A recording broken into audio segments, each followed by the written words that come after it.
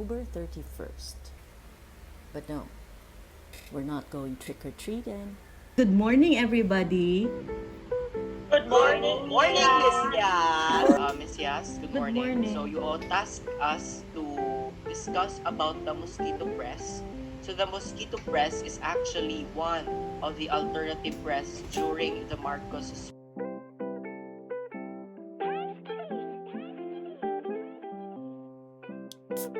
Not really boring. That history can be, how do you call it, entertaining, engaging, diba? Once you've started, ano RJ, what have you learned? Once you, Dramatic. Dramatic. It's Wala dramatic. teleserye. Oo, diba? And yes. Like, ang mga common na matawo na credits and das kanday Enrile, kanday Marcos, kanday Ramos, but kanday Joe Burgos, yung mga journalists, like, they are like unsung heroes maybe also. Because? Na among nabilib kada po ang ila contribution to what happened in martial law. But doesn't that scare you? Why are you still pursuing mass comm? when you look back at history, you see all of these martyrs, and then what happened to all these journalists, diba? When you insist to speak the truth. Sundok ka, kulbaan ko sa profession na ikuan ka. Will you still continue, RJ?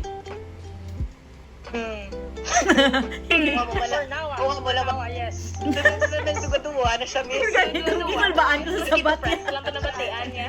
Mosquito press ka pa lang, wala ka pa nakalapot ganit sa mas dalong-dalong ng mga istorya. But, Kit, realizations.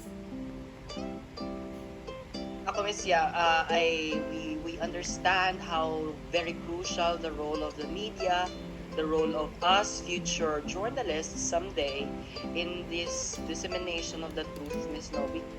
We can tell nga budlay manggid magpahayag sang kamatuoran. It's because it's not free. The truth is not free. It has its consequences. Okay, not all accept the truth mismo. Okay, sometimes the truth that we wanted to share is not agreeable by all. Wala, may kami klase. Mga mukha na amo kayo kitang last. Anong reaction sa mga tao sa balay when they saw you?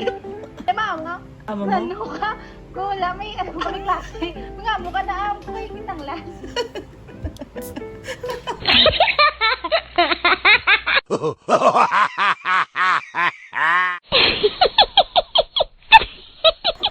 Ay, wow! Bali, ano ka, Romeline? Who are you? What are you? Amor, Miss Amor. Amor, ano? Powers? Sayang gawla, me. Ay, sorry.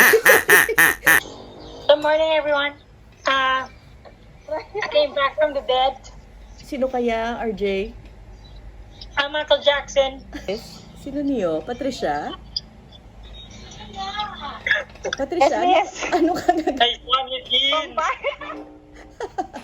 Yeah, Trisha, what is that? Importante? Ipangdamel. Kit. Hello everyone, my name is Count Dracula, blah blah blah. Being in an online class, especially surviving it almost every day, requires a collective effort. I wanted to lighten up the mood every day. We face our cameras, we speak on our microphones, and face our teachers. This is a challenge for us that even though that there is a pandemic that we are facing, how can we become optimistic towards it? How can we survive it without being stressed? Our freedom to be creative is not isolated inside our homes. We need to share it to the world. We can dress up Halloween costumes like this. We can make class fun. Miss, sorry, gid, miss ka ula na, miss kinanglan ko na, miss magsulod, miss. Exerting effort just to go to Talamnan, is to attend my class and kapalamok and kapaulan, and ang kilat is lapit lang sa ahon. Kaka-discourage ko bala despite sa amo na akong kakagyan. Last week, every night, I'm crying because I don't know if it's anxiety or depression. Or just a stress, but that hinders me to attend my classes. Wala ako ka-attend klase. It's because I don't have a signal. It's raining and it's it's a heavy rain and I have to go inside our house. Pagsulod ko sa balay, wala na ako na signal. A factor that affects my scores. In regards to studying Intro to Masscom, well, it is fun in a sense since we memorize the certain dates and certain time and places where history happened. It really fun because I like history before. I look forward to in the class is of course the discussion with you and my classmates. I feel happy the most when I get to answer the questions and give my insight, and in turn also learn insights from my class. It was so much fun. I'm currently a working student, and I've been working in the call center industry ever since like the midst of the pandemic. I had moved from one company to another. I really have to learn how to balance it, even though it's so difficult. So these activities that Miss Yas and her class offers to us really gives me a chance to keep in touch still with an aspect of myself as a student. It allows me to not steer further away into the value of the corporate ladder and disregard what I came here for.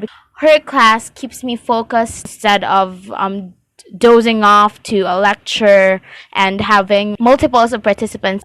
It's so different from my other classes where we just have those slides and then watch those slides. With her class, with our class, we have all our platforms to talk and to share our opinions and to really understand where each other comes from. And it is such a breath of fresh air that we innovate how we think and we innovate how we express ourselves during the class, and even in the physical aspects we try to be innovative as possible. These classes, something that I really look forward to, because it still feels like we have developed some sort of a family within this pandemic, because we all have our own difficulties and we try to help each other. It's so much more different, it's so much more fun, and it's just a breath of fresh air.